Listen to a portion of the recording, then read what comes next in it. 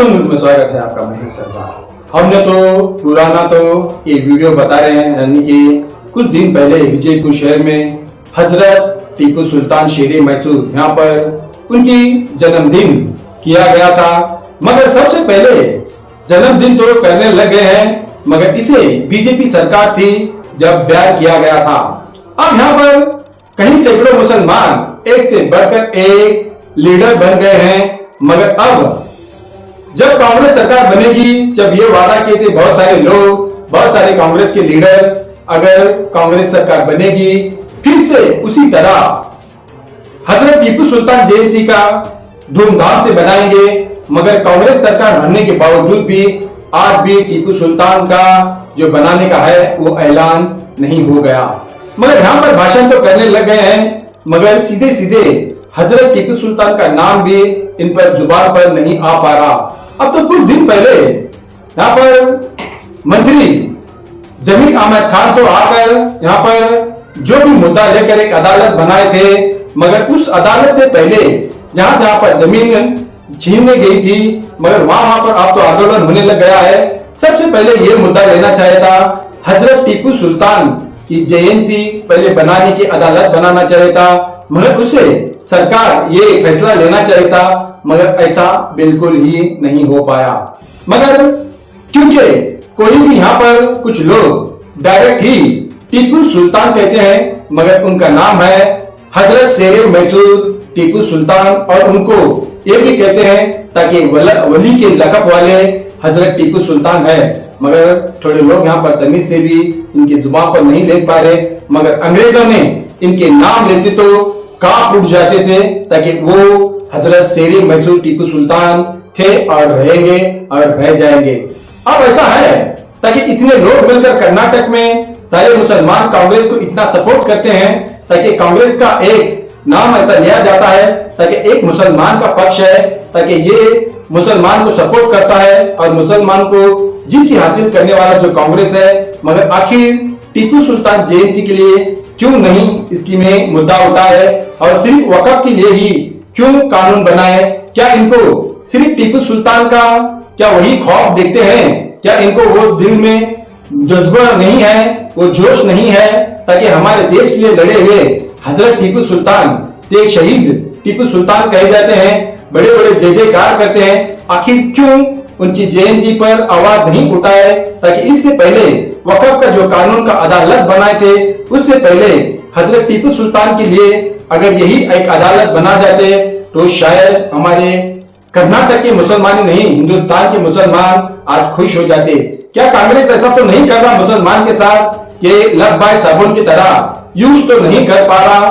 ताकि इसी तरह ऐसा हो गया तो आते दिनों में टीपू सुल्तान की जयंती मुसलमान सिर्फ तस्वीरों में बनाए जाते हैं, अपने अपने चौकों में बनाए जाते हैं, मगर सरकार कभी नहीं बना पाता। सबसे पहले ये सोचना चाहिए, मुसलमानों को विभीषण की तरह भाषण तो करना सुबह से शाम तक तो आ जाता है, मगर जिससे हमारे देश के लिए कोई भी व्यक्ति हो लड़े हुए हैं, चाहे भगत सिंह हो, राजगुरु हो, सुखदेव हो, चाहे हजरत टीपू सुल्तान हो, चाहे कोई भी व्यक्ति हमारे देश की लड़े हुए हैं, वही हमारे हीरो है, वही हमारे सबसे बड़े हमारे देश की शान मान है।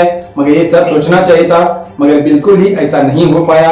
सिर्फ वक़्फ़ के लिए ये सोच रहे हैं, कहीं इमारतें गिर जाने लग गए हैं, कहीं इमारतें टूट फूटने लगे हैं, ये कभी नहीं सोचे मुसलमान, सिर्फ वक़्फ़ की जमीनों के लिए सोच पड़ते हैं। तो दरअसल ये गलत है।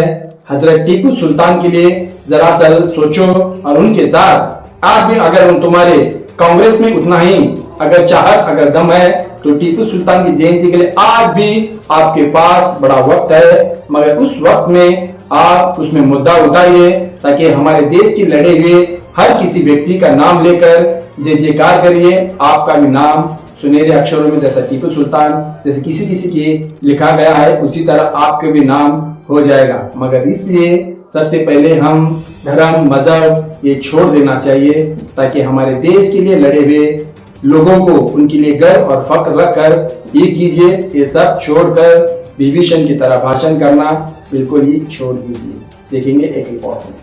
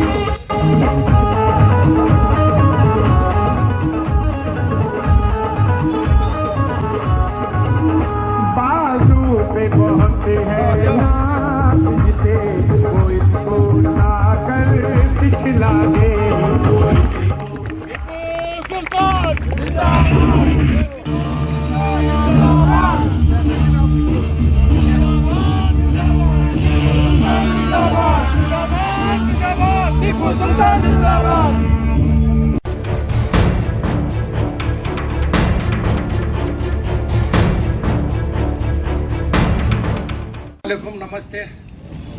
आज टीपू सुल्तानों का जन्मदिन है, मुबारकबाद देता हूँ। स्टेज पर हमारे पूरे लीडर हैं, टाइम कम है, सामने हमारे पूरे भाइयाँ बैठे हैं।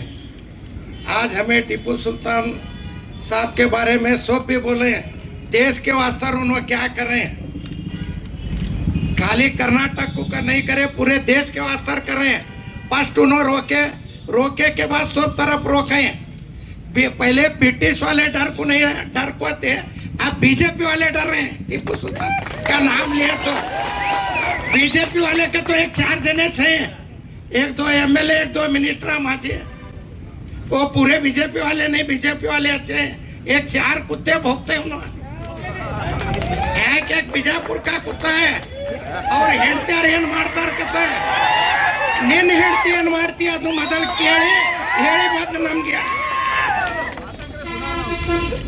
ಅವ್ರು ಏನು ಮಾಡ್ತಾರೆ, ಅವ್ರ ಏನ್ ಮಕ್ಳು ಏನ್ ಮಾಡ್ತಾರ, ಅವ್ರು ಹೆಂಡ್ತಿಯಾರ ಏನ್ ಮಾಡ್ತಾರ, ನೀನ್ ಮಗನೇ ನೀನ್ ಹೆಂಡ್ತಿ ಏನ್ ಮಾಡ್ತಾಳ ಅದು ನೀ ಕೇಳಿ ಮಂದಿ ಬಂದ ಯಾರೇ ಅವರು ನಮ್ಮ ಅಕ್ಕಂಗ್ಯಾರು ಯಾರು ಹೆಂಡ್ತಿಯಾರ ಇದ್ರೆ ಯಾರಿಗಾರೆ ಹೆಂಡ್ತಿಯಾರ್ಗ ಯಾರೇ ಅಕ್ಕಂಗ್ಯಾರ ಬೈಬಾರ್ದು. ನೀ ಬೈಲಿಕ್ಕತ್ತಿ ಅಂತ ನೀನು ಬೈಲಿಕ್ಕತ್ತೀವಿ. ಏನ ನಾವು ಯಾರಿಗ ಅಂಜು ಮಕ್ಕಳಿಲ್ಲ. ನಾವು ಟಿಪ್ಪು ಸುಲ್ತಾನ್ ಜಯಂತಿ ಮಾಡ್ತೀವಿ, ಕಾಯಂ ಮಾಡ್ಕೋತಿರ್ತೀವಿ, 6 ವರ್ಷ ಮಾಡ್ತೀವಿ. ನಮ್ಮ ಸರ್ಕಾರ ಮಾಡ್ಲಿ ಬಿಡ್ಲಿ, ನಮ್ಮ ಸರ್ಕಾರಗೂ ಬೆನ್ನತ್ತಿ ಹೇಳ್ತೀವಿ, ನಿಮ್ಗೆ 100ಕ್ಕೆ 100 80 ನಾವು ಕಾಂಗ್ರೆಸ್ ಕೋಟ್ ಹಾಕ್ತೀವಿ. ಎಲ್ಲಾರು ಕೂಡಿ ನಮ್ಗೆ ಜಯಂತಿ ಮಾಡ್ಲಕ್ ಮುಂದಿನ ಸರ್ತಿ ಆಚರಣೆ ಮಾಡ್ಲಕ್ ಕೊಡ್ಬೇಕು. ನಮ್ಮ ಸರ್ಕಾರ ಇಲ್ರಿ, ನಮ್ಮ ಸರ್ಕಾರಗೇನೆ ವಿನಂತಿ ಮಾಡ್ತೀವಿ. ನಮ್ಮ ಉಸ್ತುವಾರಿ ಮಿನಿಸ್ಟರ್ ಸಾಹೇಬ್ರಿಗೆ ಹೇಳ್ತೀವಿ, 2 ಮಿನಿಸ್ಟರ್ ಸಾಹೇಬ್ರಿಗೆ ಹೇಳ್ತೀವಿ, CM ಅವ್ರಿಗೂ ಹೇಳ್ತೀವಿ. ಒಂದು ಅಧ್ಯಕ್ಷ ಯಾರೀರಿ ಕರ್ನಾಟಕದೊಳಗೆ ಎಲ್ಲಾರು ಕೂಡು ಹೋಗಿ ಮನವಿ ಕೊಡೋನು, 100ಕ್ಕೆ 100 ನಾವು ಹಾಕ್ತೀವಿ. BJP ಅವ್ರಿಗೇನು ಅಂಜುದು ಹರ್ಕತ್ತಿಲ್ಲ, ಎಲ್ಲ ಜಯಂತಿ ಮಾಡೋನು. ನಮ್ಮ ಸಮಾಜ ಯಾವ ಜಯಂತಿ ಅದಾವ ಎಲ್ಲ ಮಾಡೋನು, ಎಲ್ಲ ಸಮಾಜವ್ರು ಎಲ್ಲ ಸಮಾಜ ಜಯಂತಿ ಮಾಡಲಿ, ಯಾರಿಗೂ ಬೇಡ ಅನ್ನಂಗಿಲ್ಲ. ಜಯಂತಿ ಮಾಡೋದು ಇದಕ್ಕೆ ಚಲೋ ಮಾಡೋನು, 6 ವರ್ಷ ಮಾಡ್ತೀವಿ. ಈ ವರ್ಷ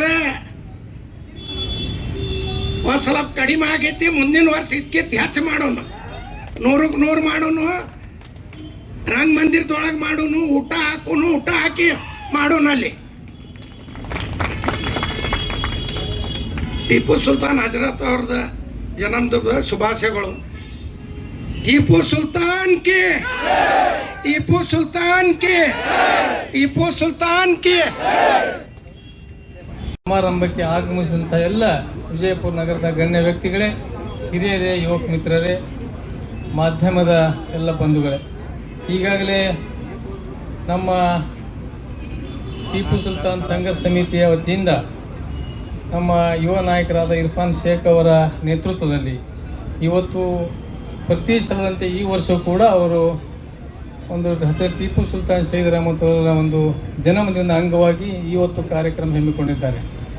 ಪ್ರತಿ ವರ್ಷ ನವೆಂಬರ್ 20ಕ್ಕೆ ಅವರು ಕಾರ್ಯಕ್ರಮ ಹಮ್ಮಿಕೊಳ್ತಿದ್ರು. ನಾನು ಅದಕ್ಕೆ ಹೇಳಿದೆ ಅವರಿಗೆ, ಅವರಿಲ್ಲ ಸರ್ಕಾರದಿಂದ ಮೊದಲು 10ನೇ ತಾರೀಕಿಗೆ ಈ ಸಮಾರಂಭವನ್ನು ಆಚರಿಸಿದರು. ಅವರು ಮಾಡುವಂಥ ಒಂದು ವಿಚಾರದಲ್ಲಿ ಇಲ್ಲ ಅಂತೇಳಿ ಭಾವಿಸಿ ಇವತ್ತು, ಯಾಕಂದರೆ ನಾವು ಸರ್ಕಾರದ ಪ್ರತಿ ವರ್ಷ ಏನು ಸರ್ಕಾರ ಮಾಡ್ತಿತ್ತು 10ನೇ ತಾರೀಕಿಗೆ ನಾವು ಕೂಡ 10ನೇ ತಾರೀಕಿಗೆ ನಿಗದಿಪಡಿಸಿದ್ವಿ ಅಂಥೇಳಿ ನಮ್ಮ ಟಿಪ್ಪು ಸುಲ್ತಾನ್ ಸಂಘರ್ಷ ಸಮಿತಿ ಅಧ್ಯಕ್ಷರಾದ ಇರ್ಫಾನ್ ಶೇಖ್ ಅವರು ಯುವಕ ಮಿತ್ರರು ಹೇಳಿದ ಪ್ರಕಾರ ಇವತ್ತು ಈ ಕಾರ್ಯಕ್ರಮವನ್ನು ಹಮ್ಮಿಕೊಂಡಿದ್ದಾರೆ. ಅದಕ್ಕಾಗಿ ಬಂಧುಗಳೇ, ಒಂದು ಖೇದಕರ ಸಂಗತಿ ಏನಂದರೆ, ನಮ್ಮದೇ ಸರ್ಕಾರ ಇದ್ದರೂ ಕೂಡ ಇವತ್ತು ಟಿಪ್ಪು ಸುಲ್ತಾನ ಇಡೀ ಒಂದು ಮಹಾಪುರುಷನ ಇಡೀ ದೇಶಕ್ಕೆ ಒಂದು ನಮಗೆ ಸ್ವಾತಂತ್ರ್ಯ ಕೊಟ್ಟಂಥ, ಬ್ರಿಟಿಷರಿಗೆ ಸಪ್ಪನಾಗಿ ಕೆಲಸ ಮಾಡಿದಂಥ, ಇಡೀ ಒಂದು ರಾಜ್ಯಕ್ಕೆ ಅಷ್ಟೇ ಅಲ್ಲ, ಇಡೀ ವಿಶ್ವಕ್ಕೆ, ದೇಶಕ್ಕೆ ಅಷ್ಟೇ ಅಲ್ಲ, ವಿಶ್ವದಲ್ಲೇ ಅದರ ಟಿಪ್ಪು ಸುಲ್ತಾನ್ ಅವರ ವ್ಯಕ್ತಿತ್ವ ಬಗ್ಗೆ ಎಲ್ಲ ಕಡೆಯೂ ಗುಣಗಾನ ಇವತ್ತು ಮಾಡ್ತಾ ಇದ್ದಾರೆ. ಆದರೂ ಕೂಡ ಒಂದು ದುರ್ದೈವ ಸಂಗತಿ ಏನಂದರೆ, ಇವತ್ತು ಇಂಥ ಒಂದು ಮಹಾಪುರುಷನ ಜನ್ಮದಿನವನ್ನು ನಾವು ಈ ರೀತಿ ಒಂದು ಸರ್ಕಲ್ನಲ್ಲಿ ನಾವೇ ಕುಡ್ಕೊಂಡು ಆಚರಿಸುವಂಥ ಸಂದರ್ಭ ಬಂದಿದೆ ಬಂಧುಗಳು. ಅದಕ್ಕಾಗಿ ನಾವು ಸರ್ಕಾರಕ್ಕೂ ಕೂಡ ನಮ್ಮ ಒಂದು ಮನವಿ ಇದೆ. ಯಾಕಂದರೆ ತಾವು ಈ ನಾಡಿನ ಎಲ್ಲ ಮಹಾಪುರುಷರ ಜನ್ಮದಿನ ತಾವು ಸರ್ಕಾರದಿಂದ ಆಚರಿಸ್ತಾ ಬಂದಿದ್ದೀರಿ. ಯಾರೇ ಒಬ್ಬ ಬೀದಿಯಲ್ಲಿ ನಾಯಿ ಬೋಳುವಂಥ ವ್ಯಕ್ತಿಗಳಿಗೆ ತಾವು ಅಂಜಿ ಅವರ ಒಂದು ಟಿಪ್ಪು ಸುಲ್ತಾನ್ ಶಹೀದ್ ರಹಮತುಲ್ಲಾಹ್ ಬಗ್ಗೆ ಒಂದು ರಾಜಕಾರಣ ಮಾಡಿ ಇವತ್ತು ಏನು ಆ ಒಂದು ಜಯಂತಿಯನ್ನು ಆಚರಿದಂತಕ್ಕೆ ತಾವು ನಿರ್ಣಯ ತೆಗೆದುಕೊಂಡಿದ್ರಿ, ಅದು ಭಾಳ ದುರದೃಷ್ಟಕರ ಸಂಗತಿ, ನಾಚಿಕೆ ಸಂಗತಿ ಅಂತ ಸಂದರ್ಭ ಹೇಳಕ್ಕೆ ಇಚ್ಛೆಪಡ್ತೀನಿ ಬಂಧುಗಳೇ. ಅದಕ್ಕಾಗಿ ಇವತ್ತು ಬ್ರಿಟಿಷರ ಬೂಟು ನಕ್ಕಿ ಆ ಸಾವರ್ಕರ ವ್ಯಕ್ತಿ ಇವತ್ತು ವೀರ ಆಗಿಬಿಟ್ಟ. ಇವತ್ತು ವೀರ ಧೀರ ಇಡೀ ಬ್ರಿಟಿಷರಿಗೆ ಒಂದು ಬದ್ಧಗೊಳಿಸಿ ಕೆಲಸ ಮಾಡಿ 6 ಸಲ ಬ್ರಿಟಿಷರ ಜೊತೆ ಒಂದು ಯುದ್ಧ ಮಾಡಿ ಇವತ್ತು ಈ ದೇಶಕ್ಕೆ ಒಂದು ಸ್ವಾತಂತ್ರ್ಯಕ್ಕಾಗಿ ಒಂದು ಬಲಿದಾನ ಕೊಟ್ಟಂಥ ಮಹಾಪುರುಷನ ಇವತ್ತು ಗುಣಗಾನ ಮಾಡೋದಾಗಲಿ ಅಥವಾ ಸರ್ಕಾರ ಈ ರೀತಿ ನಿರ್ಲಕ್ಷ್ಯ ಮಾಡಿದ್ದು ನಾನು ಖಂಡಿಸ್ತಾ ಇದ್ದೀನಿ ಇವತ್ತು ಬಂಧುಗಳಿತ್ತು. ಯಾಕಂದರೆ ಇಂಥ ತಾವು ರಾಜಕಾರಣಿಗಳಿಗೆ, ಇಂಥ ಬಗ್ಗೆ ಬಿಡುವಂಥ ವಿರೋಧ ಪಕ್ಷಗಳಿಗೆ ಅವರಿಗೆ ಅಂಜಿ ಬಗ್ಗಿ ತಾವು ಈ ರೀತಿ ಕೆಲಸ ಮಾಡಿದ್ರೆ, ಯಾಕಂದರೆ ನಾವು ತಮಗೆ ಈ ಅಲ್ಪಸಂಖ್ಯಾತರು ವಿಶೇಷವಾಗಿ ಇವತ್ತು ಮುಸಲ್ಮಾನ ಸಮಾಜದಿಂದ ತಾವು ಇವತ್ತು ಸರ್ಕಾರ ರಚನೆ ಆಗಿದೆ, ಇವತ್ತು ಸಮುದಾಯದಿಂದ. ಯಾಕಂದರೆ ಒಂದು ಕಾಂಗ್ರೆಸ್ ಪಕ್ಷಕ್ಕೆ ಮುಸಲ್ಮಾನ ಸಮುದಾಯ ಆ ಪಕ್ಷಕ್ಕೆ ಒಂದು ಆಕ್ಸಿಜನ್ ಇದ್ದಾಗೆ.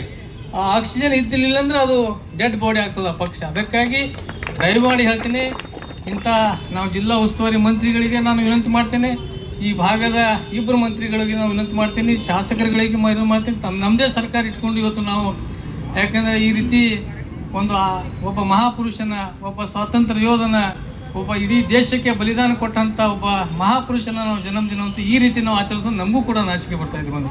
ಅದಕ್ಕಾಗಿ ಮತ್ತೊಮ್ಮೆ ಮಾನ್ಯ ಮುಖ್ಯಮಂತ್ರಿಗಳಲ್ಲಿ, ಜಿಲ್ಲಾ ಉಸ್ತುವಾರಿ ಸಚಿವರಲ್ಲಿ, ಎಲ್ಲ ಜನಪ್ರತಿನಿಧಿಗಳಲ್ಲಿ ನನ್ನ ವಿನಂತಿ ಇದೆ, ತಾವು ಕೂಡ ತಕ್ಷಣವಾಗಿ, ಯಾಕಂದರೆ ಇದು ಒಂದು ಸರ್ಕಾರದಿಂದ ಈ ಒಂದು ಜನ್ಮದಿನ ಆಚರಿಸುವಂಥ ಒಂದು ನಿರ್ಣಯ ತೆಗೆದುಕೊಳ್ಳಬೇಕು. ಇಲ್ಲದಿದ್ದರೆ ನಾವು ಕೂಡ ಮುಂದಿನ ಚುನಾವಣೆ ಬಂದಾಗ ತಮಗೆ ವಿಶೇಷವಾಗಿ ಅಲ್ಪಸಂಖ್ಯಾತರು ಇಂಥ ಮಹಾಪುರುಷರ ಬಗ್ಗೆ, ಯಾಕಂದ್ರೆ ನಮ್ಮದು ಈಗ ಸರ್ಕಾರದಲ್ಲಿ ನೋಡಿರಿ, ಇವತ್ತು ತಿಂಗಳಿಗೆ 4 ಜಯಂತಿಗಳು ಮಹಾಪುರುಷರ ಆಚರಿಸ್ತಾರೆ ಜಿಲ್ಲಾಧಿಕಾರಿಗಳ ಪರವಾಗಿ ರಂಗಮಂದಿರದಲ್ಲಿ. ಮತ್ತು ಎಲ್ಲ ಮೆರವಣಿಗೆ ಸಿದ್ದೇಶ್ವರ ಗುಡಿಯಿಂದ ಹಿಡ್ಕೊಂಡು ಎಲ್ಲ ಬಾಜಾ ಭಜಂತ್ರಿ ಜಿಲ್ಲಾ ಹಳ್ಳಿ ತೊತ್ತಿಂದ ಇವತ್ತು ನಾವು ಆಚರಿಸ್ತೇವೆ. ನಮ್ಮ ಸಮಾಜದ್ದು ಯಾವುದು ನಾವು ಸರ್ಕಾರ ಇವತ್ತು ಆಚರಿಸ್ತಾ ಇದ್ದೀವಿ. ಇವತ್ತು ಇಡೀ ಅಲ್ಪಸಂಖ್ಯಾತರ ಸಮುದಾಯದ ಮಹಾಪುರುಷರ ಜನ್ಮದಿನವನ್ನು ಯಾರು ಒಬ್ಬ ಮಹಾಪುರುಷರ ಜನ್ಮದಿನ ಇವತ್ತು ಸರ್ಕಾರದಿಂದ ಆಚರಿಸ್ತಾ ಇದ್ದೀನಿ ಹೇಳ್ರಿ ನೀವು. ಪ್ರತಿಯೊಂದು ಸಮುದಾಯದ ಮಹಾಪುರುಷರ ಜಯಂತಿ ಸರ್ಕಾರದಿಂದ ಆಚರಿಸ್ತಾ ಇದ್ದಾರೆ. ಇವತ್ತು ಒಂದೇ ಒಂದು ನಮ್ಮ ಅಲ್ಪಸಂಖ್ಯಾತರಿಗೆ, ವಿಶೇಷವಾಗಿ ಮುಸ್ಲಿಂ ಸಮುದಾಯದ ಮಹಾಪುರುಷರ ಜಯಂತಿ ಇವತ್ತು ಈ ನಾಡಿನಲ್ಲಿ ಆಗ್ತಾ ಇದ್ದಲ್ಲ, ಅದಕ್ಕೆ ಇದು ನಾಚಿಕೆಯ ಸಂಗತಿ. ನಮಸ್ಕಾರಗಳು. ಇವತ್ತಿನ ಈ ಒಂದು ಒಳ್ಳೆಯ ಸಂದರ್ಭದಲ್ಲಿ ವೇದಿಕೆ ಮೇಲೆ ಉಪಸ್ಥಿತರಿರುವ ನಮ್ಮ ಕಾಂಗ್ರೆಸ್ ಪಕ್ಷದ ನಾಯಕರು, ಹಿಂದಿನ ವಿಧಾನಸಭಾ ಚುನಾವಣೆಯ ಅಭ್ಯರ್ಥಿಗಳು ಆದ ಆತ್ಮೀಯರಾದ ಹಮೀದ್ ಅಹಮದ್ ಹಮೀದ್ ಮುಷರೀಫ್ ಅವರೇ, ನಮ್ಮ ಹಾಸಿಂಪುರ ದರ್ಗಾದ ಸಜ್ಜಾದ ನಿಶೀನ್ರವ್ರ ಸಹೋದರರಾದ ಈರಾ ಅವರೇ, ಮುಲ್ಲಾ ಅವರೇ, ಇದೇನು ಇವತ್ತು ಒಂದು ಸಭೆಯನ್ನು ಆಯೋಜಿಸಿ ಇವತ್ತು ಟಿಪ್ಪು ಸುಲ್ತಾನ್ರವರ ನೆನಪಿನ ಒಂದು ಕಾರ್ಯಕ್ರಮ ಏನು ಮಾಡ್ತಾ ಇದ್ದೀರಿ, ಅದಕ್ಕೆ ನಾನು ಇರ್ಫಾನ್ ಶೇಖ್ ಮತ್ತು ಅವರೆಲ್ಲ ಗೆಳೆಯರ ಬಳಗಕ್ಕೆ ನಾನು ಒಂದು ಧನ್ಯವಾದಗಳನ್ನು ಮತ್ತು ಅಭಿನಂದನೆಗಳನ್ನು ಸಲ್ಲಿಸ್ತಾ ಇದ್ದೆ. ಇಲ್ಲಿವರೆಗೆ ಮಾತನಾಡಿದ ಎಲ್ಲ ಮಹನೀಯರ ಮಾತುಗಳಿಗೆ ನಾನು ಒಪ್ಪಿಗೆ ಸೂಚಿಸುತ್ತಾ, ಒಂದು ನಿಜ ಸಂಗತಿ ಏನಂದ್ರೆ, ನಾವೆಲ್ಲರೂ ಏನು ತಿಳ್ಕೊಂಡಿವಿ ಅಂದ್ರೆ ಟಿಪ್ಪು ಸುಲ್ತಾನ್ರವರು ಮೊದಲನೇ ಸ್ವಾತಂತ್ರ್ಯ ಹೋರಾಟಗಾರ ಅಂತ ತಿಳ್ಕೊಂಡಿವಿ. ಅದು ಮೊದಲನೇ ಸ್ವಾತಂತ್ರ್ಯ ಹೋರಾಟಗಾರ ಅಲ್ಲ ಅವರು, ಅದಕ್ಕಿಂತಲೂ ಮಹತ್ವದ ವಿಷಯ ಒಂದಿದೆ. ಯಾಕಂದ್ರೆ ನಿಜ ಇತಿಹಾಸ, ನಾನು ಆಗಲೇ ಇರ್ಫಾನ್ ಶೇಖ್ ಅವರು ಹೇಳಿದ್ರು, ನಾವು ಎಲ್ಲರೂ ಇನ್ನೊಂದು ದೊಡ್ಡ ಪ್ರಮಾಣದಲ್ಲಿ ಜಯಂತಿ ಮಾಡ್ತೀವಿ ಅಂತ. ಅಷ್ಟರ ಒಳಗಾಗಿ ಆ ನಿಜ ಇತಿಹಾಸದ ಪುಸ್ತಕ ಒಂದು ಪ್ರಿಂಟ್ ಮಾಡಿ ನಾವು ಅವತ್ತು ವಿತರಣೆ ಮಾಡಬೇಕು, ಅವತ್ತು ಓಪನಿಂಗ್ ಮಾಡ್ಬೇಕಂತ ನಾನು ಈ ಸಂದರ್ಭದಲ್ಲಿ ವಿನಂತಿ ಮಾಡ್ತೀನಿ. ಅದೇನು ಜವಾಬ್ದಾರಿನೂ ನಾವೆಲ್ಲ ಹೊರ್ತೀವಿ ಅದಕ್ಕೆ ಅಂತೇಳಿ ನಾನು ಈ ಸಂದರ್ಭದಲ್ಲಿ ಹೇಳ್ತೇನೆ. ಇನ್ನು ಏನಂತ ಕೇಳಿದ್ರೆ, ಬ್ರಿಟಿಷರು ಭಾರತದ ಮೇಲೆ ಮೊದಲನಿಗೆ ವೆಸ್ಟ್ ಬೆಂಗಾಲದಲ್ಲಿ ಸಿರಾಜುದ್ದೌಲಾ ಅಂತ ಒಬ್ಬ ರಾಜನ ಹತ್ರ ಅವರು ದಂಡೆತ್ತಿ ಬಂದು ಅಟ್ಯಾಕ್ ಮಾಡ್ತಾರೆ. ಅವಾಗ ಅವರು ಸಿರಾಜುದ್ದೌಲಾ ಹೋರಾಟ ಮಾಡ್ತಾರೆ, ಅವರು ಶಹೀದ್ ಆಗ್ತಾರೆ ಅಲ್ಲಿ. ಅದರ ನಂತರ ಬ್ರಿಟಿಷರು ಟಿಪ್ಪು ಸುಲ್ತಾನ್ ಅವರು ರಾಜ್ಯದ ಮೇಲೆ ಬರ್ತಾರೆ. ಸುಮಾರು ವರ್ಷಗಳ ಕಾಲ ಯುದ್ಧ ನಡೀತದೆ. ಬ್ರಿಟಿಷರು ಹತಾಶರಾಗುವ ಸಂದರ್ಭ ಬಂದಿರ್ತದೆ. ಬ್ರಿಟಿಷರು ತಿಳ್ಕೊಂಡಿರ್ತಾರೆ, ಇದು ಭಾರತ ನಮಗೇನು, ಇದು ಇಂಡಿಯಾ ನಮ್ಮ ಕೈ ಸಿಗಂಗೆ ಕಾಣಲ್ಲ, ಯಾಕಂದ್ರೆ ಟಿಪ್ಪು ಸುಲ್ತಾನ್ ಅಂತ ಒಬ್ಬ ಯೋಧ, ಒಬ್ಬ ವೀರ ಇಲ್ಲಿ ಇರುತ್ತಾನೆ, ನಮ್ಗೆ ಆಗಲ್ಲ ಅಂತ ತಿಳ್ಕೊಳ್ತಾರೆ. ಒಳಸಂಚಿನಿಂದ ಮೈಸೂರು ರಾಜ್ಯದ ಆವಾಗಿನ ರಾಣಿ ಲಕ್ಷ್ಮೀ ಅಮ್ಮಣ್ಣಿ ಅಂತ ಒಬ್ಬ ರಾಣಿ, ಟಿಪ್ಪು ಸುಲ್ತಾನರ ಆಸ್ಥಾನದಲ್ಲಿ ಪ್ರಧಾನಿ ಆದಂಥ ಒಬ್ಬ ಪೂರ್ಣಯ್ಯನಂತ ಒಬ್ಬ ಪ್ರಧಾನಮಂತ್ರಿಯನ ಇಬ್ಬರು ಒಳಸಂಚಿನಿಂದ ತಿರುಮಲ್ ರಾವ್ ಮತ್ತು ನಾರಾಯಣ ರಾವ್ನಂಥ ಇಬ್ಬರು ರಾಣಿಯ ಪ್ರತಿನಿಧಿಗಳಿಂದ ಮೋಸಕ್ಕೊಳಗಾಗಿ ವೀರ ಮರಣವನ್ನು ಹೊಂತಾರೆ ಟಿಪ್ಪು ಸುಲ್ತಾನ್ ಅವರು. ಅವತ್ತ ಬ್ರಿಟಿಷ್ ಅಧಿಕಾರಿ ಘೋಷಣೆ ಮಾಡ್ತಾನೆ, ಇನ್ನು ಮೇಲೆ ನಮಗೆ ಧೈರ್ಯ ಬಂತು, ಇದು ಭಾರತ ನಮಗೆ ವಶ ಆಗ್ತದೆ, ಇಂಡಿಯಾ ವಶ ಆಗ್ತದೆ, ಇಲ್ಲಿವರೆಗೆ ನಮ್ಗೆ ಧೈರ್ಯ ಇರಲಿ ಅಂತ ಹೇಳ್ತಾನೆ. ಹಾಗಾದ್ರೆ ನಾವು ತಿಳ್ಕೊಬೇಕು, ನಾವು ಸ್ವಾತಂತ್ರ್ಯ ಯೋಧಂತೆ ಮಾಡಿ ಸಣ್ಣವರು ಮಾಡೋದು ಬೇಡ. ನಾವು ಟಿಪ್ಪು ಸುಲ್ತಾನ್ ಅವರಿಗೆ, ಟಿಪ್ಪು ಸುಲ್ತಾನ್ ಅವರು ಭಾರತದಲ್ಲಿ ಇಂಡಿಯಾದಲ್ಲಿ ಕಾಲು ಇಳಾಕೆ ಅವರಿಗೆ ಕೊಟ್ಟಿದ್ದಿಲ್ಲ, ಅಲ್ಲಿ ಒಳಗೆ ಪ್ರವೇಶ ಮಾಡೋಕ್ಕೆ ಕೊಟ್ಟಿದ್ದಿಲ್ಲ. ಅಂಥ ಒಬ್ಬ ವೀರ ಈ ಜಗತ್ತಿನಲ್ಲಿ ಯುದ್ಧ ಭೂಮಿಯಲ್ಲಿ ಯುದ್ಧ ಮಾಡ್ತಾ ಮಾಡ್ತಾ ವೀರ ಮರಣವನ್ನು ಹೊಂದಿದಂಥ ಮೊದಲನೇ ರಾಜ, ಮೊದಲನೇ ವ್ಯಕ್ತಿ ಟಿಪ್ಪು ಸುಲ್ತಾನ್ ಅವ್ರ ಸಂದರ್ಭದಲ್ಲಿ ನಾನು ಹೇಳ್ತೀನಿ. ಟಿಪ್ಪು ಸುಲ್ತಾನ್ ಹೊರತಾಗಿ ಉಳಿದ ರಾಜರು ಎಲ್ಲರೂ ಬ್ರಿಟಿಷರಿಗೆ ಶರಣಾಗತಿ ಆದರು. ಅವರೆಲ್ಲ ತಮ್ಮ ನಮ್ಮ ರಾಜ್ಯಗಳನ್ನು ಉಳಿಸ್ಕೊಂಡ್ರು. ಆಗಲೇ ನಮ್ಮ ನಾಯಕರು ಹೇಳ್ದಂಗೆ ಪ್ರತಿನಿಧಿಗಳು, ಬ್ರಿಟಿಷ್ ಪ್ರತಿನಿಧಿ ಬಂದರು, ವಿನಂತಿ ಮಾಡಿದ್ರು ಸಹಿತ ನಾನು ಶರಣಾಗುವುದಿಲ್ಲ, ನಾನು ನಿಮ್ಮ ಜೊತೆ ಯುದ್ಧ ಮಾಡ್ತೀನಿ ಅಂತ ಏನು ಹೇಳಿದ್ರಲ್ಲ, ಆ ರಕ್ತ ಅವರಲ್ಲಿತ್ತು. ಮತ್ತು ಮೈಸೂರು ಹುಲಿ ಅಂತೇಳಿ ಯಾರೂ ಅವ್ರ ಹೆಸರು ಇಟ್ಕೊಂಡಿದ್ದಲ್ಲ, ಜನಾನೇ ಅವ್ರಿಗೆ ಮೈಸೂರು ಹುಲಿ ಅಂತ ಹೆಸರಿಟ್ಟಿದ್ರು. ಇವತ್ತಿಗೂ ಬ್ರಿಟಿಷರ ಅರಮನೆಯಲ್ಲಿ, ಅಲ್ಲಿ ಸಚಿವಾಲಯದಲ್ಲಿ, ಸಂಗ್ರಹಾಲಯದಲ್ಲಿ ಇವರ ಎಲ್ಲ ವಸ್ತುಗಳು, ಯುದ್ಧದ ವಸ್ತುಗಳು, ಇವ್ರ ಮೂರ್ತಿ, ಇವರ ಎಲ್ಲ ಖಡ್ಗಗಳು ಎಲ್ಲ ಅಲ್ಲಿದ್ದಾವೆ. ಇವರೆಲ್ಲ ಇವತ್ತಿನ ಕುನ್ನಿಗಳು. ಟಿಪ್ಪು ಸುಲ್ತಾನ್ ಅವ್ರ ನಾಲ್ಗೆ, ಅವ್ರ ಹೆಸರನ್ನು ನಾಲ್ಗೆ ಮೇಲೆ ತೊಗೊಳಕ್ಕೆ ಶಕ್ತಿ ಇಲ್ಲ, ಅರ್ಹರಿಲ್ಲಂಥ ವ್ಯಕ್ತಿಗಳು ಇವರು ಇವತ್ತು ಅವ್ರ ಬಗ್ಗೆ ಟೀಕೆ ಮಾಡ್ತಾರೆ. ಟೀಕೆನೇ ದೊಡ್ಡದಾಗಿ ಬೆಳೆದಿದೆ. ಅದಕ್ಕೆ ನಾವೆಲ್ಲರೂ ಅದಕ್ಕೆ ಪ್ರತಿಭಟಿಸಿ ಅವರ ಹೆಸರನ್ನು ಅಜರಾಮರವಾಗಿ ನಾವು ಇಡಕ್ಕೆ ನಾವೆಲ್ಲರೂ ಕೂಡಿ ಹೋರಾಟ ಮಾಡ್ಬೇಕಂತ ಈ ಸಂದರ್ಭದಲ್ಲಿ ಹೇಳುತ್ತಾ, ಈ ಹೋರಾಟಗಾರರು ಎಲ್ಲರಿಗೂ ನಾನು ಮತ್ತೊಂದ್ಸಲ ಅಭಿನಂದಿಸಿ ನನ್ನ ಮಾತನ್ನು ಮುಗಿಸುತ್ತೇನೆ. ಜಯ ಭಾರತ್, ಜಯ ಕರ್ನಾಟಕ.